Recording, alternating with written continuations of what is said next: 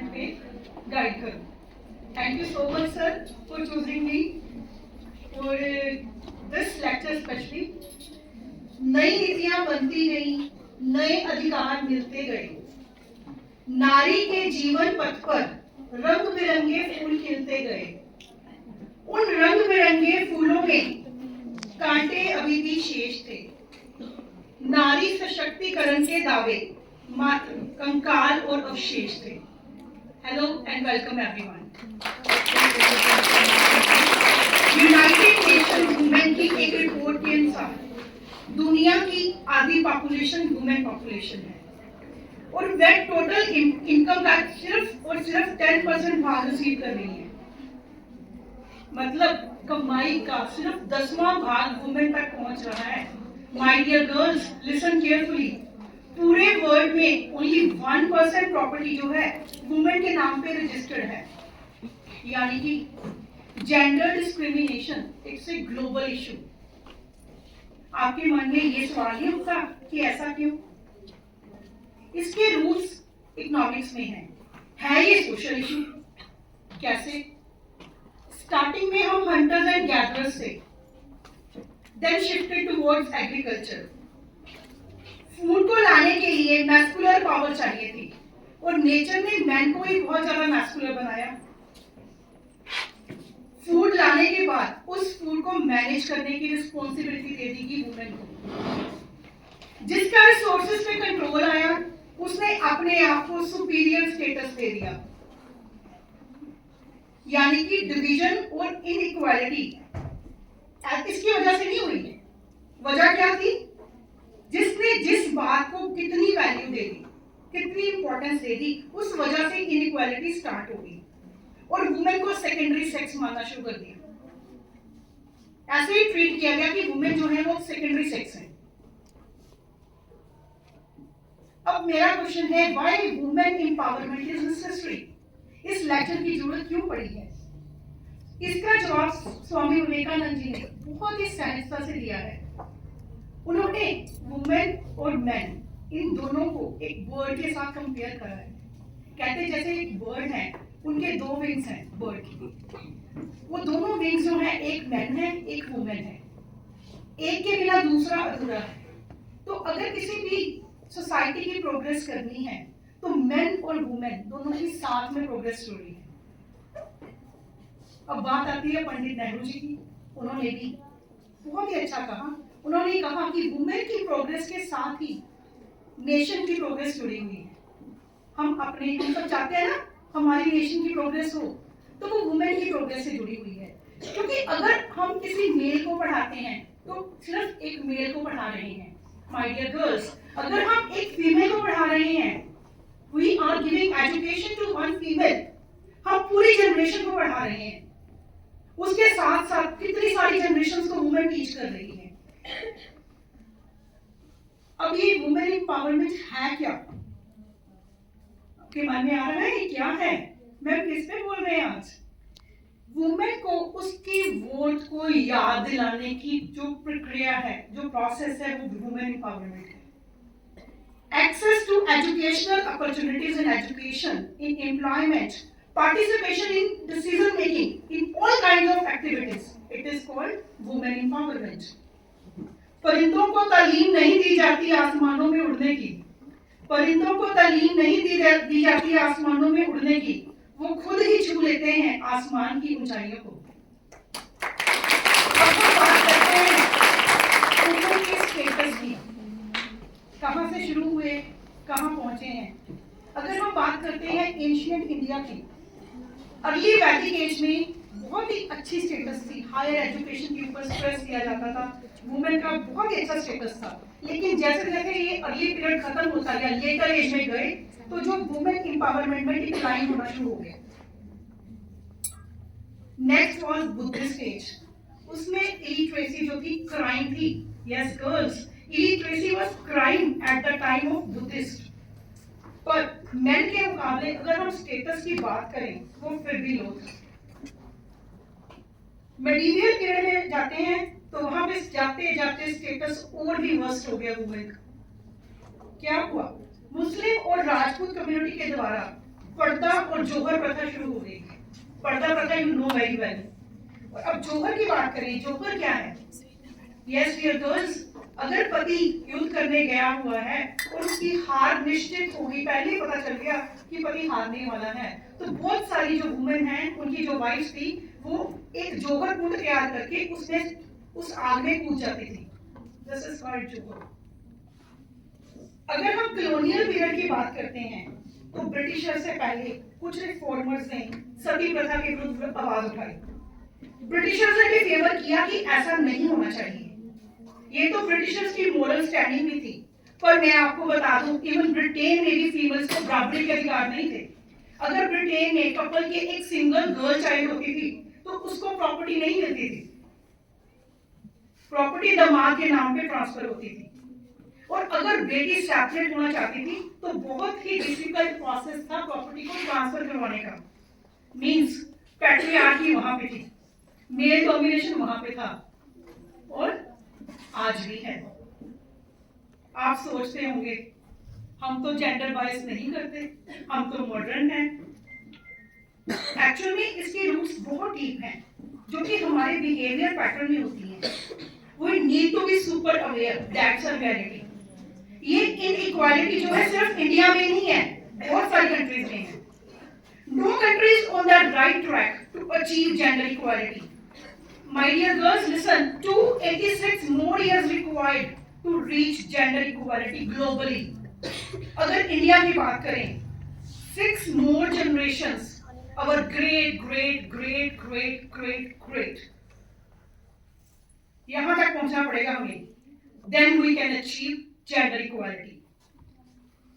And this is not necessary for daughters only. This is necessary for our sons also, because it impacts everyone. It impacts our nation. It impacts our society. Next phase आया गांधी जी का।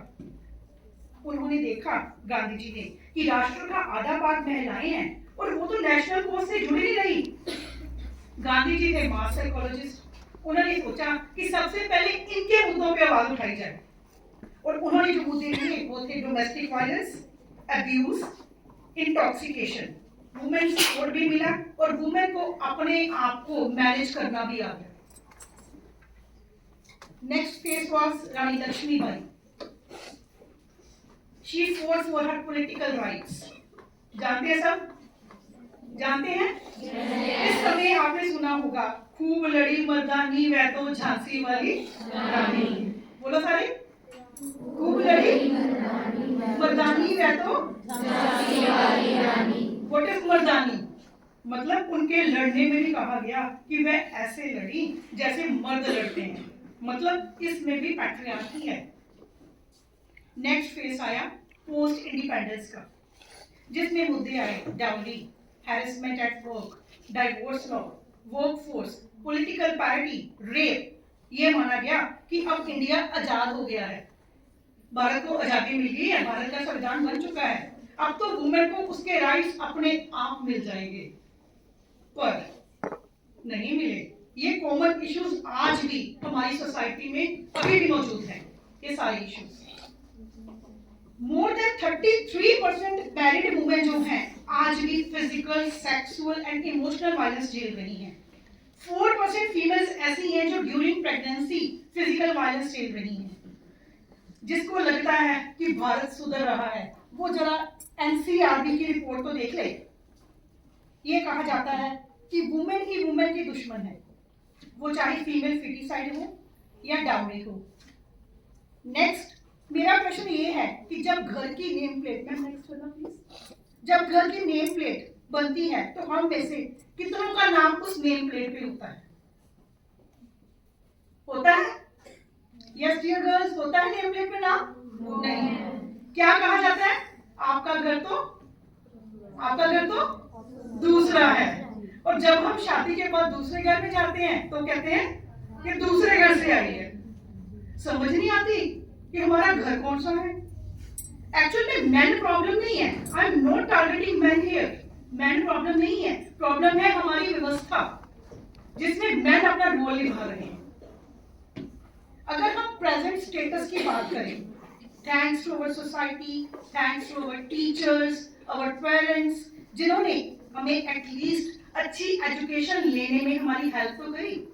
हम में से IAS, IPS, defence services में, और अगर बात करते हैं फीमेल पर्सनैलिटीज की, मदर टेरेसा, लता मंगेशकर, है ना, प्रतिभा पाटिल, कितनी सारी सक्सेसफुल वुमेन हम में से निकली हैं।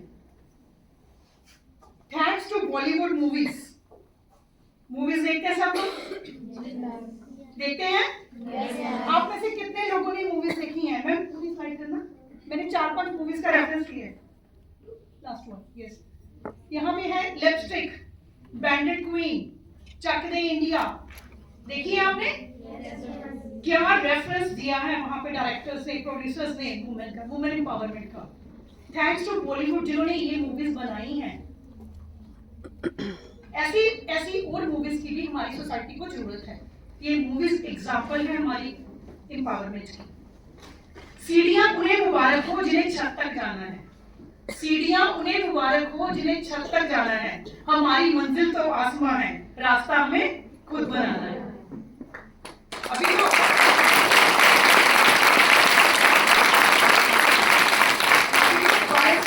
और भी है।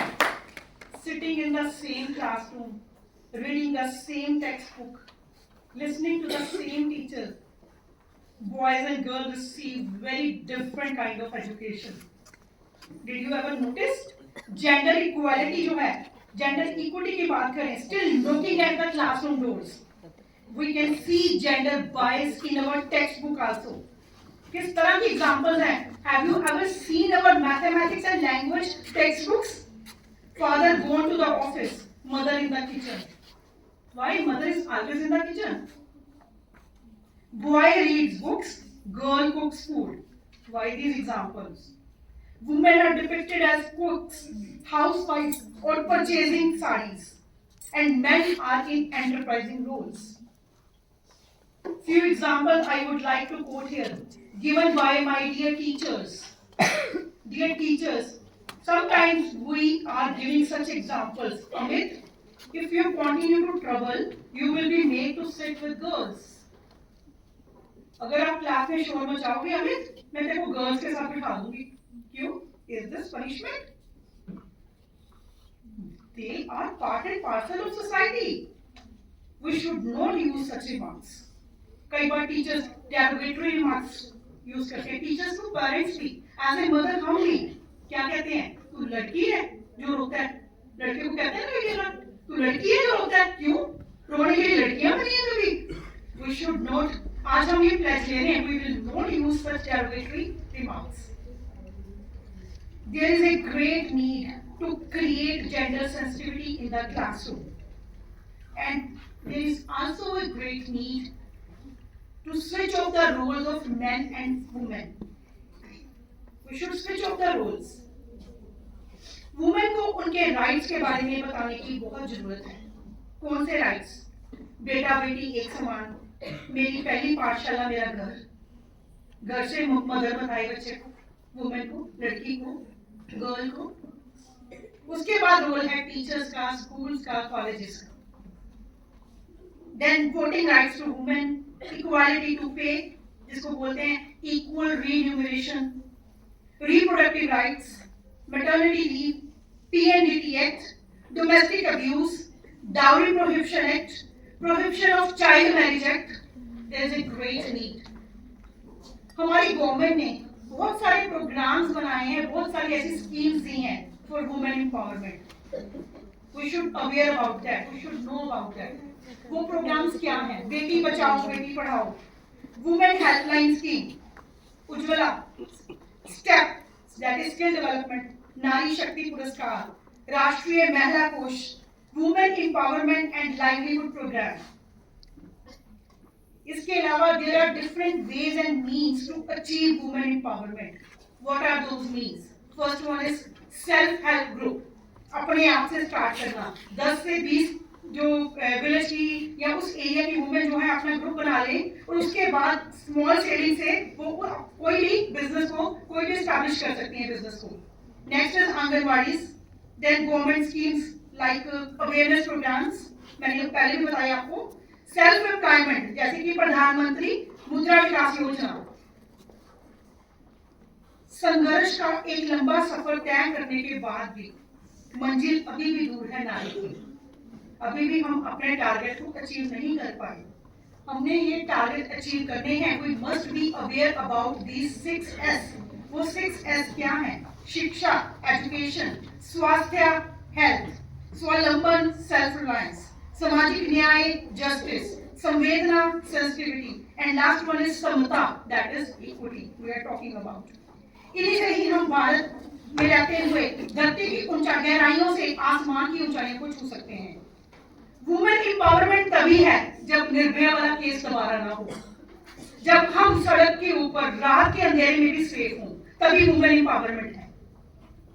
हमें द्रौपदी बनकर किसी कृष्ण को अपनी रक्षा के लिए नहीं बुलाना। यस माय डियर गर्ल्स, हमें द्रौपदी बनकर किसी कृष्ण को अपनी रक्षा के लिए नहीं बनाना, बट हमें खुद दुर्गा बनकर, दुर्गा का रूप धारण करके अपने शत्रुओं का संहार हमें करना है। अदरवाइज ये वुमेन एम्पावरमेंट का जो मैं आपको लेक्चर दे रही हूँ ये भी ढोंग है। We must be self-aware for that. हमें खुद महसूस करना है कि इंडिया को भारत क्या कहा जाता है? भारत माता। क्या कहा जाता है? भारत माता। कभी सुना है भारत पिता? नो, भारत माता। We should be aware, we should be sensitized. हमें अपने आप को, अपने बच्चों को ये कहना है, boys don't make girls cry. हमें ये नहीं कहना boys don't cry. हम कहते हैं ना लड़कियां नहीं रोते, हमें ये नहीं कहना। हमें क्या कहना है? Boys don't make girls cry, right? Love your daughters, love your sisters. There is no limit what as a woman we can do. We all are unique. We be the best version of yourself. You know, discover the diamond in you. We all are unique. We all can give our best. You know, beautiful roads leads to beautiful destinations. I wish all of you must be empowered women. Thank you so much. Have a nice day.